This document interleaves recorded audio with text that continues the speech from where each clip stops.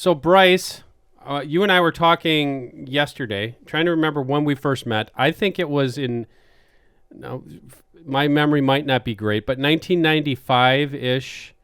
Actually, I'm pretty sure it was 1995 at Tarawilla Point, Mississippi, hunting with Will Primos, who we just had on the podcast.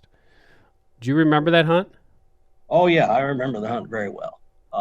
And I think you're right. We had known each other by phone, and I think I'd done some work for you as a writer, and he was an editor. But I think that's the first time we met in person. I do remember the hunt. I remember we put the trucks on what seemed to be a very small ferry to get across the Mississippi out to that island. I do have visuals here. I actually have several visuals for this podcast. This is a young apple-cheeked Dan Schmidt here. I don't know if you can see that. Oh man, Did you see it? I do. Yep. Yeah. You took that photo. You haven't changed a bit. Yeah. And I don't know if you could see it. Well, you'll see it later, but the skull of that doe has been on my desk since then. I'll just give you guys a quick recap. So Bryce and I are bow hunting with Will Primos, a couple other people. I can't remember who was all there. But the deal, I don't know if you remember this, Bryce. The deal was they said you can shoot a deer a sit, a doe a sit, but if the guide shows up and you don't have blood on your face, they're going to kick you out of camp. And so I said, what do you mean if you don't have blood on your face? Well, you got to go down, find the deer, put blood on your face, and then you can get back up in the stand, indicating that you found it. So Bryce was maybe, 300, 500 yards in a stand down the way from me. My guide shows up at the end of the night, and he's, Mr. Dan, there's an arrow out of your quiver, and you don't have blood on your face, sir. And I said, well, is that good enough? And there's a doe laying there with an arrow right through her skull. I think I pointed out your sights were off, though. You missed the eyeball by an inch or so. So, and you look like an old Steve Martin. Old Steve Martin routine. The thing about it is, don't know if you remember this, but you coached me. This was my first tutorial that I received on how to bullshit people in deer camp. But you said don't let on, because I said, oh my God, I was shooting fingers. It was a PSE, my first like modern compound, and that doe's, and I didn't know how to bleat or anything. So the doe's coming through the swamp, and she's gonna step in this opening. I'm at full draw. And right when she hits that opening, I just guessed and I let it go. And she did one of these things where she stuck her head up and boom, it hit her right in the head. But you said, don't let on that it was a mistake. You said, let those people on. I think we let them go for about an hour. But yeah, that was a great memory. I think you and I both let the same buck go on that trip too. Oh my gosh, yes. A monster. It was a monster big buck. I still see that one every night when I close my eyes to go to sleep. I could have shot him. He was right under my stand. I was doing a lot of bow shooting then. I was a pretty good shot. He was facing away, but I could have shot him in the back of the neck easily. And I didn't. I still had that hunter's ethic thought that you got to let him get broadside. And of course, he never gave me a shot. So I'm standing now. Bryce is too humble to admit this. I'm standing with royalty here. If you don't know Bryce, one of the all-time greatest outdoor gun writers, I'm going to say, and my biggest compliment to Bryce is for a gun guy. I actually kind of like him. He's pretty decent.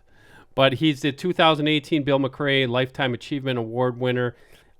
He's authored thousands of articles, numerous books, been everywhere. Most of his work you've probably seen with the NRA publications. Bryce, just give us a brief snapshot on what you're doing today with your writing, because I know you've been doing this since I believe 1980. Well, I'm still doing a lot of magazine work and web work now. Write a lot for NRA. I'm doing some work for Outdoor Life and a few other magazines. Clay Nations. I'm writing reloading stuff for them. So still doing lots of that. Got couple of books in the works. Had one come out just a little while ago on gunsmithing. My second one on gunsmithing has been pretty successful. I have a contract for a third I'm working on, and I have my second novel is ready to go. Second? I didn't know you got done with the first one. Oh, I never sent you one, apparently. No. Well, my goodness. I'll fix that. We got to get on that. See, I knew you had talked about that forever, that you were going to write the great American novel, and you did it. Well, I wrote 2 of them now, so. Wow. What is it? We'll see if they're great or not. But 60,000 words? Pardon? 60,000 words or something like that? This last one's 120,000. I think the first one was right there, about the same. Dang. This one you'll like. It's got a lot of industry insider stuff. It's about a gun writer. In this case, he's young, tall, and handsome. So it was you. Not autobiographical, but he uses all his travel, his hunting travel, as a cover, and he's a hitman fixing problems in society. He's a moral hitman. He only goes after people that are protected by position or money or society and that really need to be taken out.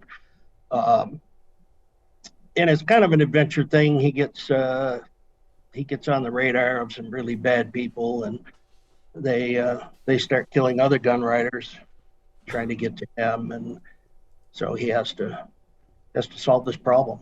But it's been fun. Had to come up with a lot of creative ideas. What is the title? What is the title? That one's called Trophy Hunter. Oh, cool. And I hope it's all written. Just debating on whether we're going to go with a publisher or go the Kindle route. Which a lot of people are doing now. Yeah, I did my last one, the 14th Reinstated. I did through Kindle and self-publishing.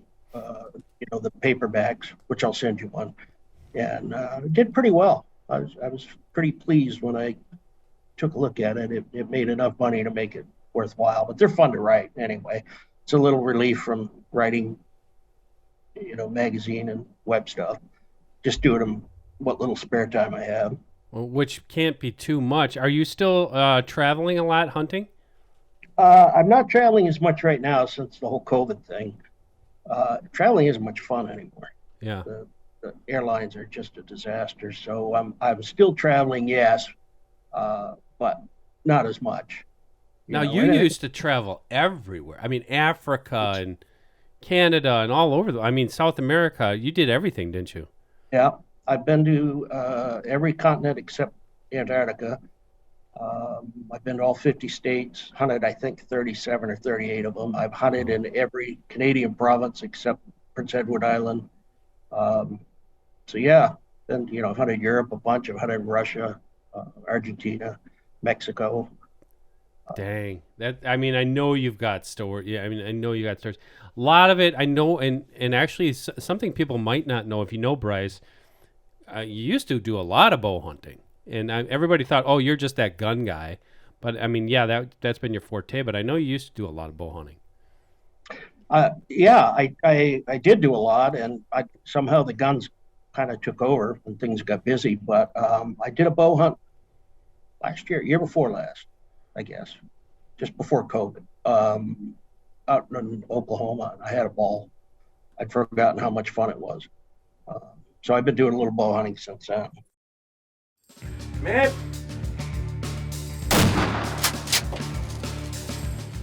Okay, guys, we're going to take a break and we're going to show some love for one of our sponsors, and that is HuntStand.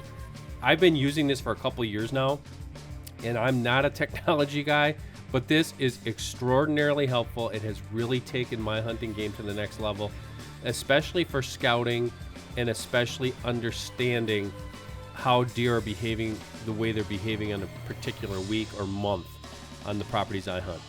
So I'm going to give you a couple examples. There's so much packed into this app, I'm not going to be able to tell you about them today. You're just going to have to take a look at it for yourself. I have the HuntStand Pro version. There's two segments here that are extraordinarily helpful. The one, there's a lot, but the one is the property info. Yes, there's a lot of apps out there with property info. This one will show us precise property lines, and this is especially important when you're hunting near on small properties and near public land. That's just one example. The big one that I use, there's two actually. One is called the Hunt Zone. This one has saved me many times. Basically, it's a zone that you put over the top of your hunting property. It will show you real time how the wind is affecting, or how the wind is blowing predominantly on that particular day. The weather is really nice because it's going to tell you the barometric pressure, the wind, visibility, gusts, cloud cover, precipitation, humidity. That's big. But also you can go to, there's a Solunar tab. It will tell you sunrise, moonrise, overhead, moonset, and it actually gives you peak activity times. Very helpful, and you can plan that out through the week. So if you want to make the most of your hunting adventures, download the HuntStand app right now. You will not be disappointed. You can find it in the App Store or go right to their website, HuntStand.com. All right, so these are some questions I harvested from basically our pages. As you know, the DDH fan base is so wide now with all these social media pages. So what I do is when I see a question that somebody has, I just copy it and put it in basically a Word document, and I save it on my desktop. But these I saved for you because they're geeky gun guy questions.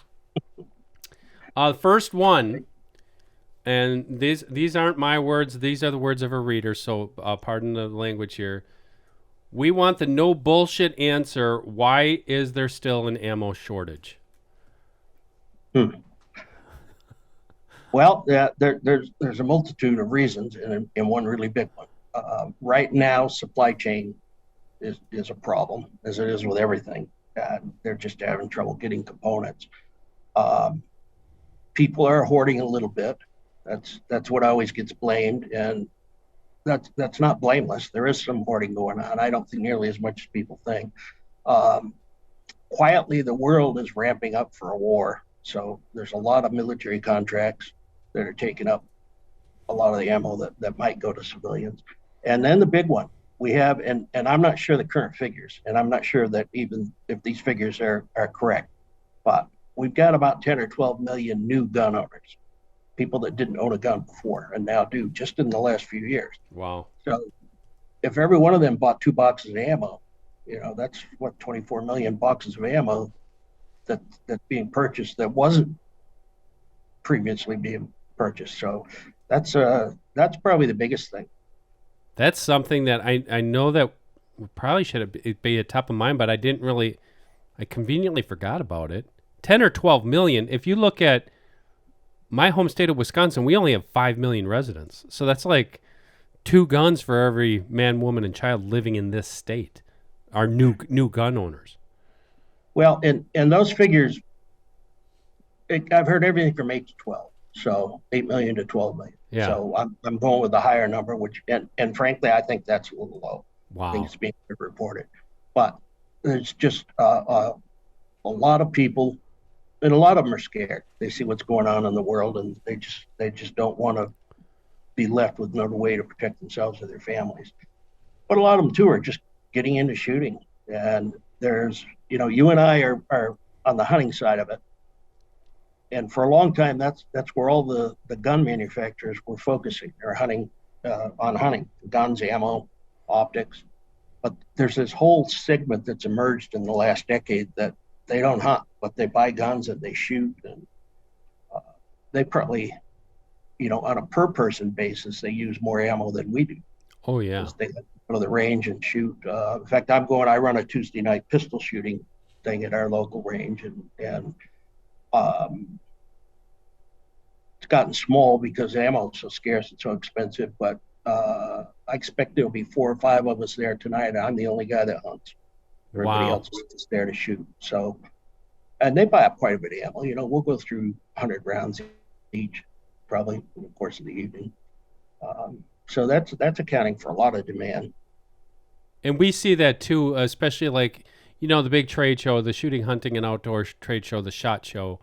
I mean, over the past 10 years, you've kind of seen that. Well, not kind of. You've seen it there, because it used to be a preponderance of hunting-related companies, and then the basement you had all what I call that weirdo stuff with like, reloading and handguns and tactical. Well, now it takes up more than half the show. So that's probably a reflection of the consumer in America, I'm assuming. It is. Yeah. Remember years ago when there was a big scandal because somebody hung up a banner an AR-15 Yeah. and they made it take it down? Yeah. And you're right, that's half the show now. And that's a lot of the guns being sold. It's the most popular gun in America. A lot of AR-15s being sold. And as far as I completely understand, as you know, I mean, a lot of my friends are in the ammo industry, and they've explained this to me, the supply chain issues. And I'm just going to assume, like here, you cannot find a box of 410 shells to save your life. And it's just 410 shells. I mean, I can go out and find most ammo for my hunting guns. But is it just because, and I can't get those guys to give me a straight answer on this. You think that's just because, like, listen, we're too busy trying to make 9mm and other things that we're not going to. Exactly. Is that what it is? Okay.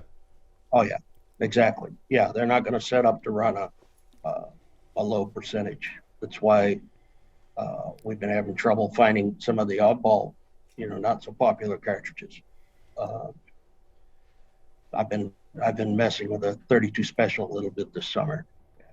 Finding ammo for that is almost impossible. 35 Remington, the ones that they're going to run 9mm, 223, and then on the hunting side they're going to run 30-06, 308, 270, 243, and 6.5 Creedmoor, which is ascended into the top 5 the last few years. Which brings me to the next question. That's very convenient that you said that.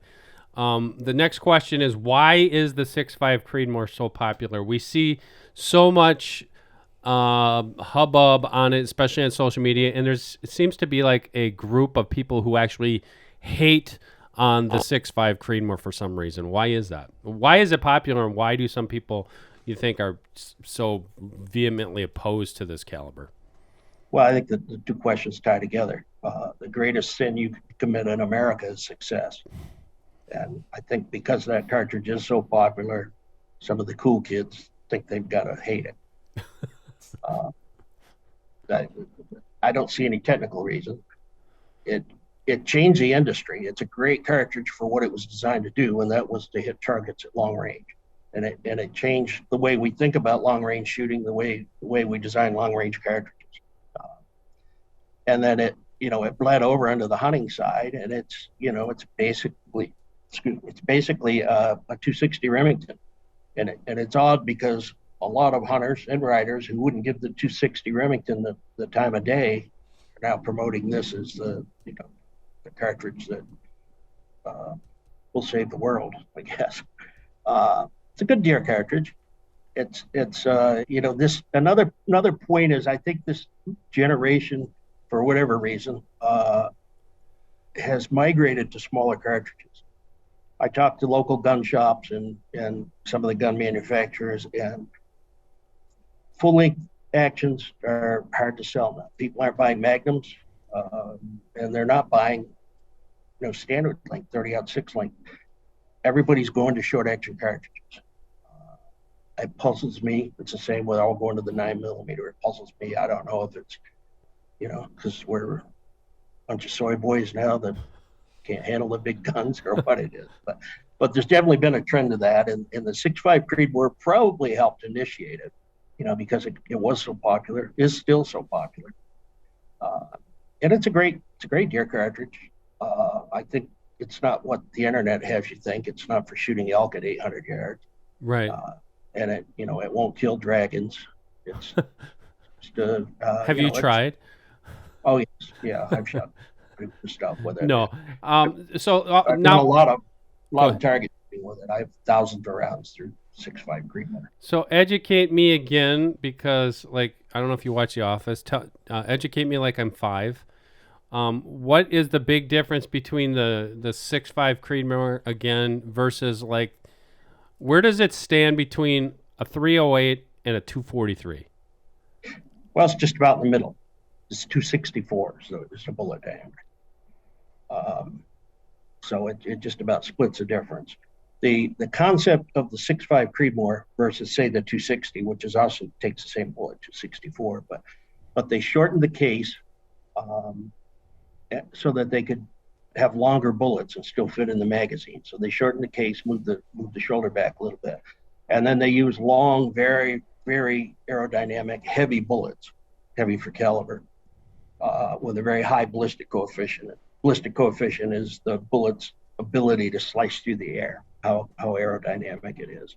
So that was and then you go to a much faster twist rate in the rifling because you've got to stabilize those longer, heavier bullets. So that was the concept of the 6.5 Creedmoor when it was developed to shoot at targets, long-range targets. And for hunting, the bullets tend to be a little bit lighter, although a lot of 140 grains is most popular across the board. But a lot of us use 125 or 120 grain for deer hunting. I just like the performance better. But that's a basic difference. They use longer, heavier bullets with a faster rifling twist, and they just had to make them fit in the magazine and the rifle, so they shortened the cartridge a little bit. So for me, being the average guy, I've shot deer with everything. I've shot them with 243s. I've shot them with 06s, 308s, 7mm mags. Some of that stuff you gave me, which I didn't even know what it was when we went in Arkansas and like laid down like a gazillion deer that one year at Wing Mead. You're just handing me rifles and I was shooting with all these things. Honestly, as an average deer hunter, yes, I have a 6.5. I love it. It is fast. It's lighter. It doesn't kick as much, but to me, it's kind of like, I don't know. I mean, I'm shooting them through the lungs. It really doesn't make, because some people say, oh my God, that would be a terrible brush gun. I'm like, I don't know. I can't see a real marked difference right there. Well, brush gun's mostly a myth anyway. That's why I just said I wanted you to take that softball and run with it. Yeah, any bullet. I did a test on this many, many years ago, back when I had a lot of time to do things like that. I think we published that article, but go ahead. I think you did. I think I did it for you guys. Mm-hmm. And any bullet deflects. So if it hits brush, it's going to deflect no matter what. There were some that did better than others, and the heavy flat nose bullets did the best.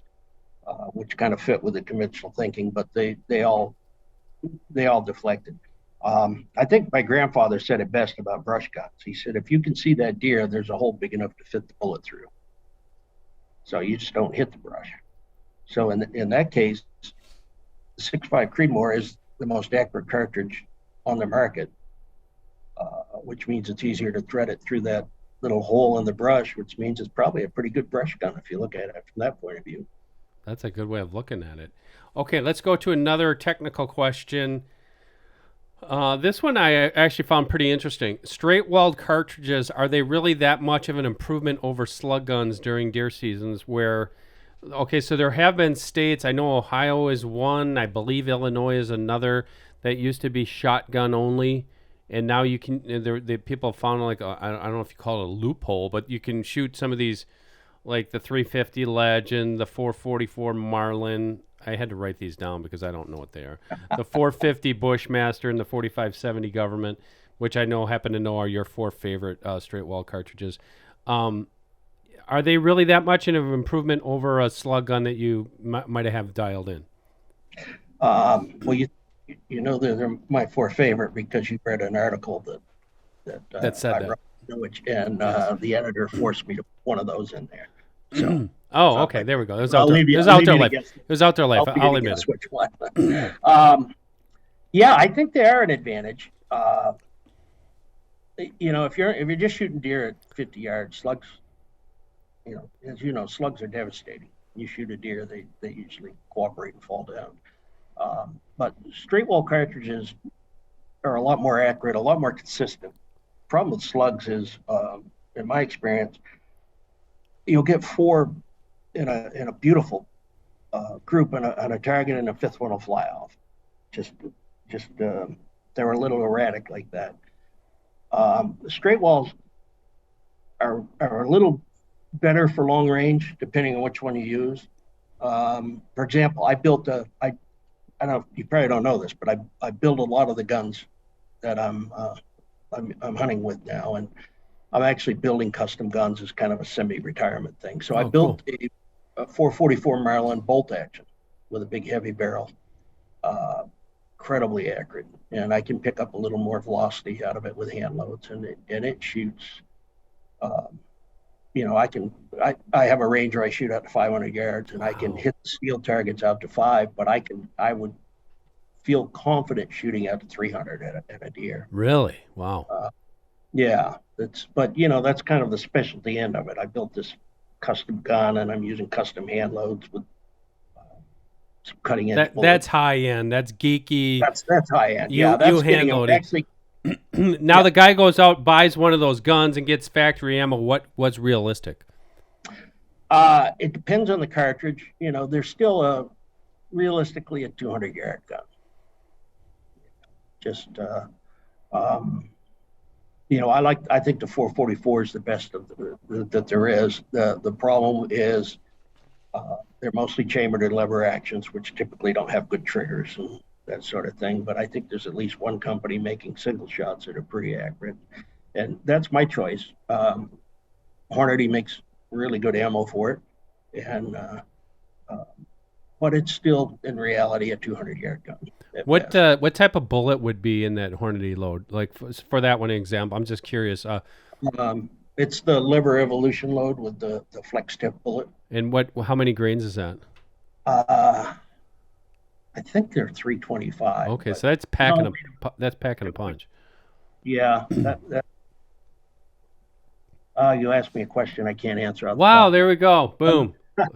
Thank you, everybody. It's been great. No. Yeah. I stumped him. Don't drop that mic. You'll break your foot. Thank you. They're around 300 grains, give or take. So, it packs a punch. What's interesting there is you said, okay, basically 200 is about max. So really, there should not be any pause or hesitation by any of these states as far as, quote unquote safety goes. Because we've actually seen the reverse where shotgun states, a lot of them, like here, you can now shoot any center fire you want.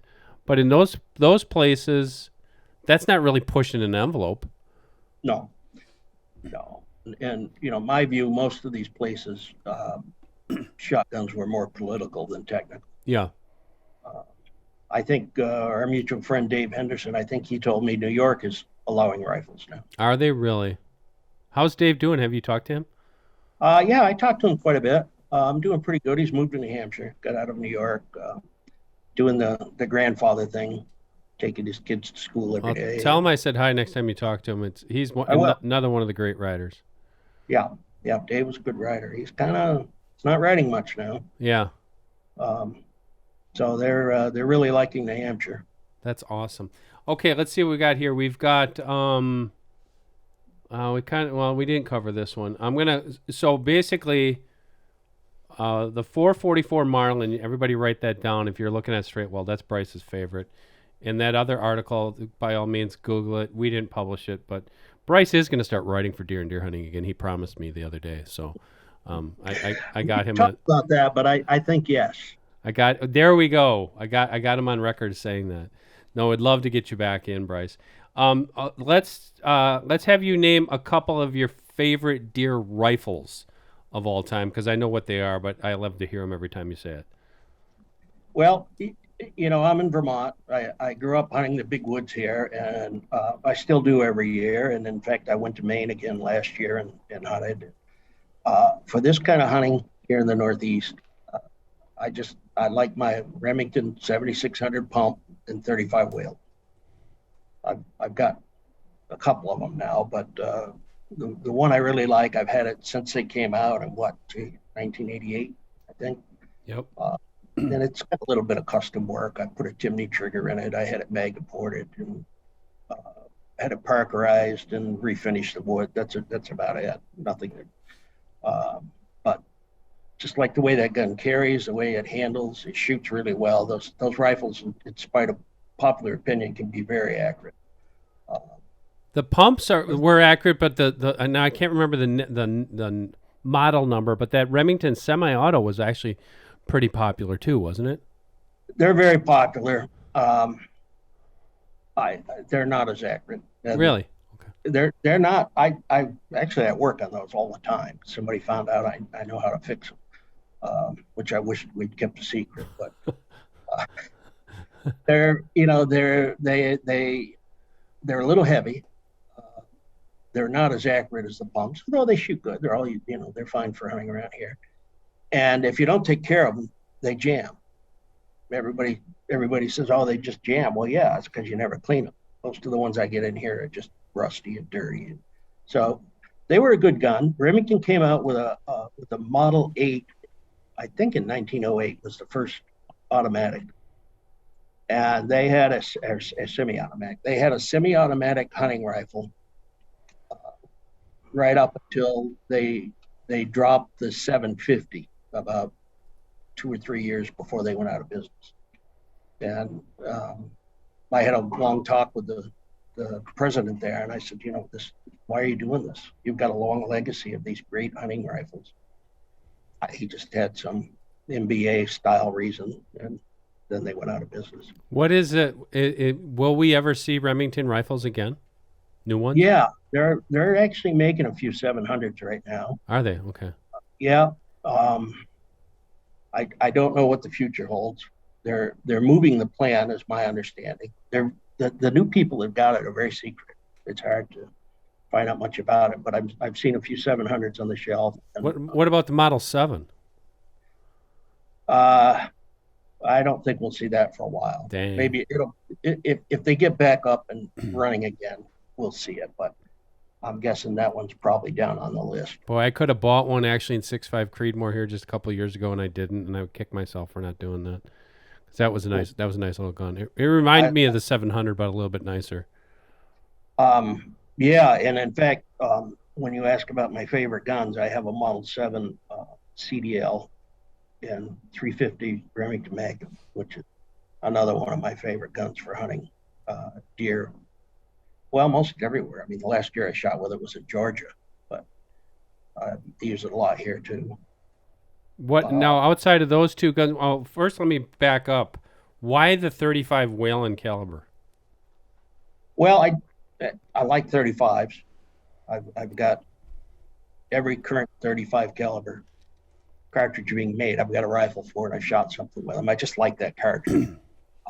But like for here in the Northeast, when you're tracking, people talk about shot placement. You're just trying to put a hole in them, because oftentimes you just see pieces of deer. They're running. I mean, it's a hunter safety instructor's nightmare, because we shoot at them running a lot. Yep. And I like the 35 Whelen because it just punches through both sides, and now you get a blood trail. And if you can track them without a blood trail on snow, you can sure track them with one, so they don't ever get away. It just hits hard.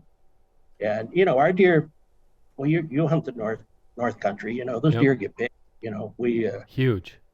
Maine has 300-pound deer on the hoof, easy. 100-pound plus. So yeah.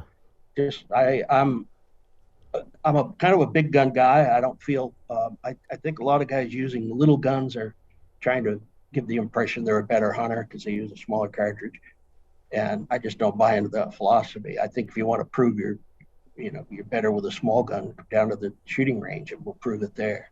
So I like to hit them hard, remove any doubt, and the 35 Whelen just does it. Never let me down. You had some. Now I know you wrote the book for us when we were corporate. Working at I wrote 2 books. Yeah, I know. Big Bucks the Benoit Way. And you spent. Tell everybody that story because they might not know it. You went and spent time with those guys before you wrote that book. Yep, Big Bucks the Benoit Way was actually my first book. And it all started with I wrote a feature for you guys on Larry Benoit, and one thing led to another, and I hooked up with your book department and wrote that book in 1998, I think. 1997, but go ahead. 1997, okay. I actually remember it. So yeah, I went up to Maine. They were hunting in Jackman, Maine in those days, out of that school bus that they lived in, and I went up and spent a few weeks with them. How was that? I mean, I remember you were following those guys. They were running you in the ground, basically, right? Yeah, they hunt pretty hard. Of course, I was a lot younger then too, but cut a fresh buck track maybe on the road, which would be logging roads, and then just jump out and go after it for hours. Well, yeah, if you boil it all down, but typically they'll, there's a pretty big grid of roads up there. So if you find a buck track, you might take a little time and drive that grid and make sure he hasn't left. Because if he's gone through that section and on to the next one, well, you can pick up the track at the next road and you just saved yourself a couple of miles, 5 miles or whatever it is. And they're good enough. They could see the track and pretty much remember it until it's the same buck. And then you look at the track and you want to see what that deer's doing. If he's been sleeping all night up on top of the mountain and he's just come down to look for does, he's not a good candidate to follow. You probably won't catch him, and you'll spend all day just chasing his tracks. But if he's doing the other way around, if he's been out all night, he's tired, he's been breeding does, he wants to go get some sleep, and he's headed up. Typically, they bed in the spruces on top of the mountain. That's a good track to follow. You can catch that deer. So once they kind of isolate where he is and they know it's a good one to follow, they'll get on it. It's kind of a myth that they'll go. I've heard people tell me they camped on the trail and they just, they left, and a week later they killed the deer. They don't do that. And of course, by the time I hunted with them, everybody was getting a little older. Shane, the youngest, was in his 40s, I think, by then. So a lot of the deer, they kill it in the first couple hours. Now, sometimes they'll follow it all day and come back and pick up the track the next day. And, if it's a deer they really want. You can put a lot of miles on it. But I coined the phrase for the second book, When I Bucks, hunt smarter, not harder. And that pays big dividends when you're tracking deer, because if you're smarter about which deer you track, you don't have to work as hard to find them usually. Of course, there's always exceptions, but I can remember one time I was with Lanny and Landon, Lanny's son, and we found this. I don't know how many tracks we looked at that week, hundreds, and they're never in a hurry. They if they shoot a deer, their season's done. So I've seen them walk away from deer I know we could kill. They're so good they know they can get one towards the end of the season. So we found a track and he got all birdy, like a bird dog that's smelling a flock, a covey of quail or something. And I just knew that this was the track he'd been looking for. And so he jumped out of the truck, he loaded his rifle, they both did. He said, pick me up at dark, I'll be on a road somewhere. So by the time I got the truck parked and I got out, I was loading my gun and just gonna go out hunting, and I heard him shooting. He caught up with the deer that quick. I don't think it'd been 20 minutes. Wow. But he didn't get the deer. And some of the stories in the book too, like you guys are eating like little Vienna sausages for like every meal and drinking Mountain Dew, and some of the healthiest camp fare I think that could possibly be had. They weren't big on nutrition. They love those Vienna sausages and SpaghettiOs. They'd load up. All those jackets have like a game pouch in the back, and they'd load up all that junk in there, and that's kind of what we lived on. We'd get up in the morning and they'd eat, a Yoo-hoo or something and drink a Pepsi. So they weren't real big on nutrition. But oh man, they were focused on hunting. That's got to be one of the coolest things, though, is because you were out there for what, a week, 10 days? Yeah, I don't remember exactly. At least 10 days. 10 days up in this. And I did it not with those guys. I did it with Wayne Hockmeyer up in Maine. Sure. And we stayed in tents. And after a week of that, I'm like, these dudes want it way more than I do. I mean, they were tough son of a guns. You do have to want it. You have to want it, and they were predators. I mean, they know. People think, oh, you just get on a track and follow it. I was like, okay, here, follow these guys. I mean, right? I mean, it was like, it wasn't like sitting in a blind with my phone, looking at No, football scores. This was real work. you got to be relentless. I can remember following Shane, and we got down into this. We'd been on this track for quite a while, and we got down into this stuff along the edge of a lake that was just so thick you couldn't get through it. You'd back up and bulldoze a little bit, and it just terrible, and you're tangling up and falling down. And I said, let's get out of this stuff. He said, no, we're going where the deer goes. So we kept going, and I think the deer probably was in there trying to lose us. I don't know how we got antlers, but we didn't get that deer, but we did see him. He was a pretty good buck. Now, I can't remember. Were you hunting or were you just following along? I was hunting. Yeah. Well, I had a gun anyway, but a lot of it I was trying to write a book. So I was following along, trying to shoot photos. And so, that cost me a deer. When I wrote the second book, I went out to Ontario and stayed in a tent out there for, I think, a couple of weeks. Early on, Shane and I tracked a buck. And again, here's where, it's the hunter ethics. So we'd seen the buck. He actually crossed the road in front of us. We parked the truck, got on the track, and we came up on the deer. And Shane could see him pretty well. All I could see was his butt. And I tried to move to get a shot at his ribs. When looking back at that 35 wheel, and if I just shot him through the butt, he wouldn't go anywhere. I'd have got him. But it's just that hunter ethic that gets ingrained into you. And Americans don't like to shoot them in the ass. Cost me a big Nyala one time in Africa too. So I had that shot. I had a really big Wildcat cartridge I designed, 35, of course, and I didn't take the shot. So, and it will probably you'll get some feedback on this because it's ingrained into Americans and considered unethical. And because of that, I hesitated and tried to step around and get a look at the deer, and he got away. Yeah, and there's something to be said about that. Actually, that Mississippi hunt, I don't know if you remember that, one of the guides said that to us. They said, if you see a big buck, you shoot him in the ass. And I'm like, what? He goes, we have a dog, we'll find that deer. I'm like, I'm not going to do that. But they wanted us to wound him. They were, you'll get mail on this one too. But remember, they had that dog, and they had some Zulu spear. Yep. And that was they loved doing it.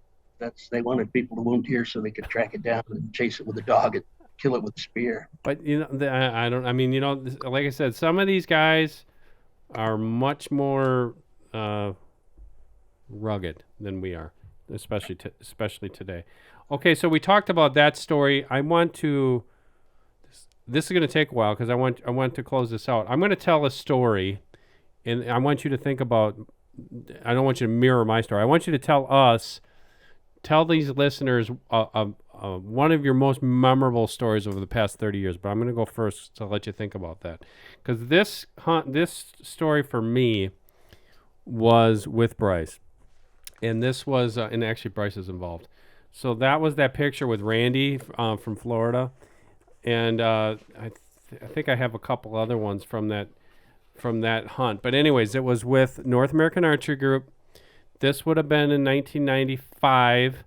Laura Seitz was the PR agency. Charlie Palmer had just purchased all those brands, Jennings and Bear and Golden Eagle and Satellite, and Craig Doherty was there.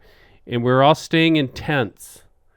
There was tents in the Florida Everglades or wherever the heck we were. It was Charlie's personal property.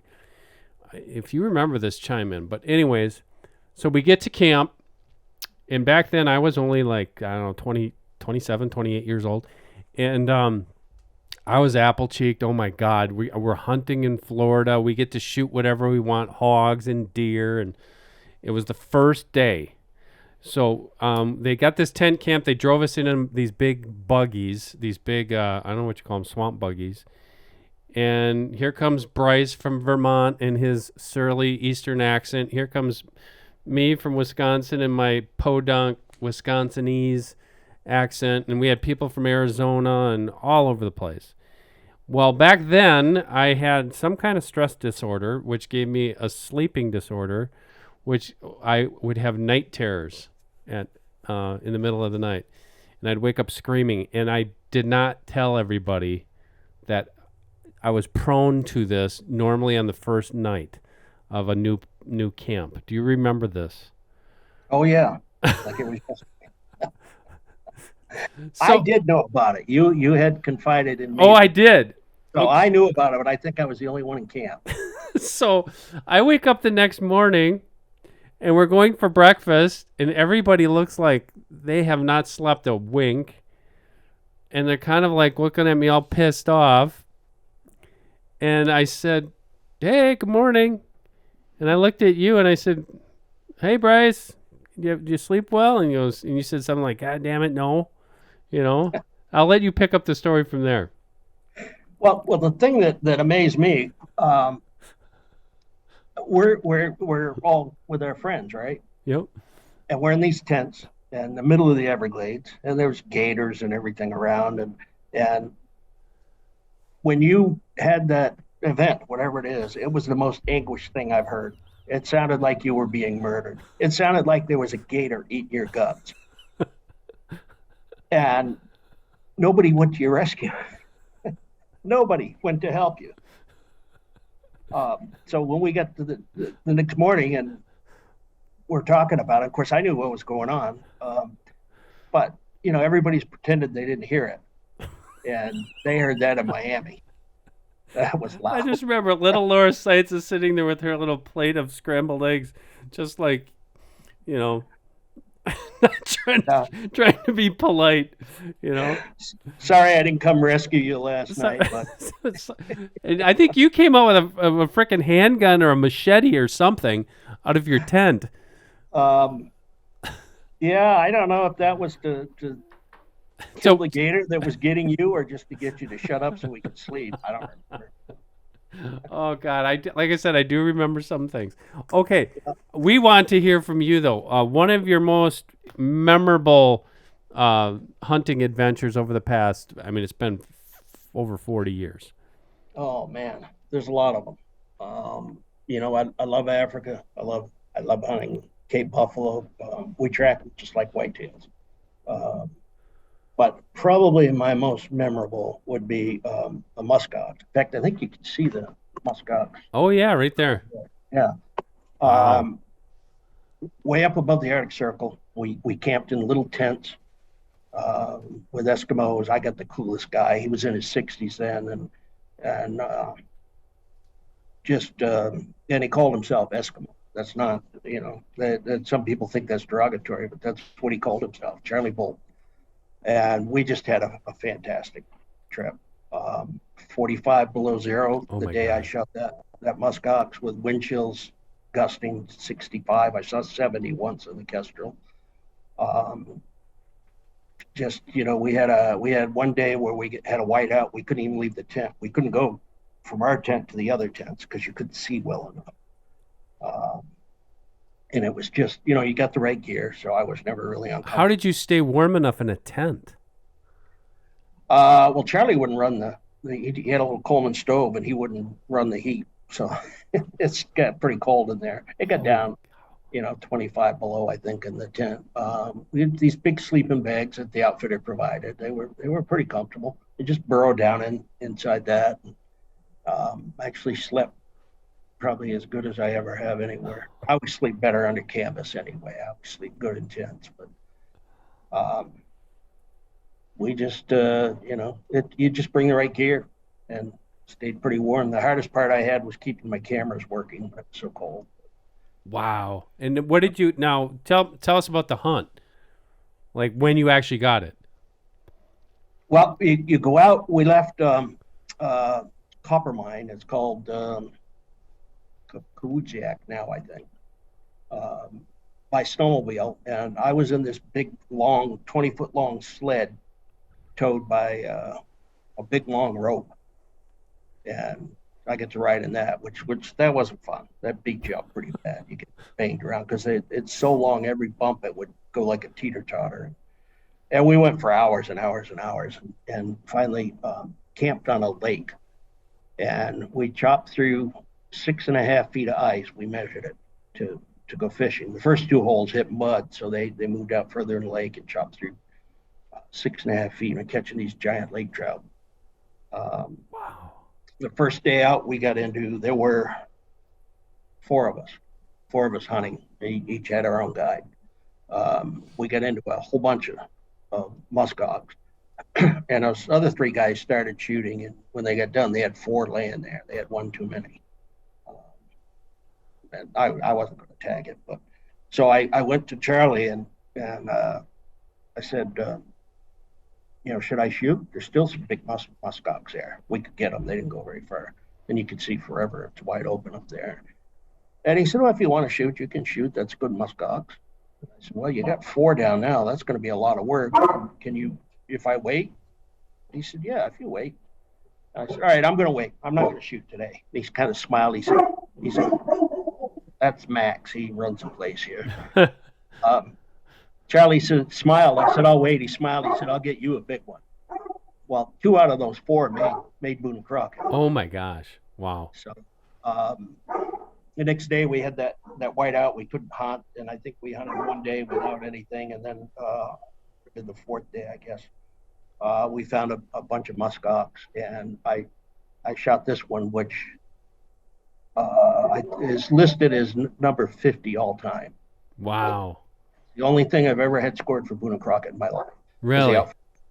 Yeah, with an asterisk, because I never got a panel scored. They wanted me to fly it out to Reno and get a panel scored, and I just didn't want to bother. But he's a big muskox. Wow, that is pretty cool. I can't imagine. I can't imagine how you survive. Like, how did your face not freeze? How did you not get frostbite when it was 25 below zero every day? Well, my face did freeze. We had I had a mask and goggles, and you don't have any exposed flesh. But it's funny. I came back. So it's early April. I came back to Vermont, and I went in. I'm Irish heritage, so I have to get checked for skin cancers all the time. And the doctor's looking at it, looking at my face and my beard. And I said, is there a problem? You're looking a long time. He said, well, this looks like frostbite, but it can't be frostbite this time of year. So I did. It was a little gap between the mask and the goggles that kept opening up, and I kept closing it. I got a little frostbite there. Oh my gosh! But you wear protective clothing on everything. Yeah, you get these big bulky jackets and pants and big moon boots you can barely walk in, and big gloves.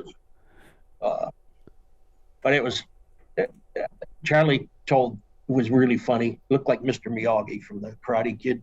Yep. Movies, and told all these funny stories, and told one time how he got lost up there for 10 days in January and nearly died. They gave him up. They stopped the search. Oh my gosh. It's a great story. It goes on a long time. We may have to do it another time. We might do it. I might have to do another. Speaking of which, back in your younger days, you were a karate expert, weren't you? Oh, I don't know if I was an expert. I did it for a lot of years. Taekwondo. Yeah. Didn't you have like a black belt or something? Or? Yeah. See, he just says that so casually. He says that so casually. Yeah, I could kill you if you want, and not with my guns. I can't do much of it anymore. Yeah. But. Well, I think it's pretty cool. Well, we'll leave. It was fun. We'll leave it at that, Bryce. I don't want to keep you any longer. I want to thank you so much, my friend, for joining us. It's been quite a while, but I am holding you to that. So all the deer and deer hunting fans will be able to hear from Bryce again, because I know it's been a while. It has. I don't know the last time I was in the pages of the magazine, but it's been quite a while. It's been a while, and it's been too long. It needs, yes, and we need to change it now. We need it now. You guys published me when I was trying to get started. Nobody knew who I was, and you took a chance and bought some of my stuff, and I've always appreciated that. And now you're a big star, so we have to bring you back to bring you back to the fold. Thank you, Bryce, for joining us. Everybody, again, like, subscribe, share this podcast wherever you're listening to it or watching it. You can be watching it if you're listening to it. You can actually watch this podcast on YouTube, Facebook, and we also have Instagram Shorts. of all of these podcasts. If you want to learn about all the podcasts that we've done, which are a lot of them, we've been doing this program since 2012. This full-fledged podcast just started again this year. Go to YouTube or our website, deeranddeerhunting.com. For Bryce Towsley, I am Dan Schmidt. Thank you for joining us, and we will catch you next time. The Deer Talk Now podcast is brought to you by CuddyLink cell cameras. Up to 24 cameras, one cell plan, and as low as $10 per month. 10-point crossbows, the fastest crossbows in the world. Wildlife Research Center's Scent Killer Gold. Apply it, dry it, and go hunt. Full range hanging systems, the best way to display your shoulder mount trophies. HuntStand, the #1 hunting and land management app. The $1 Million Buck Bash by Apex Competitions. And Traditions Firearms. Feel the difference.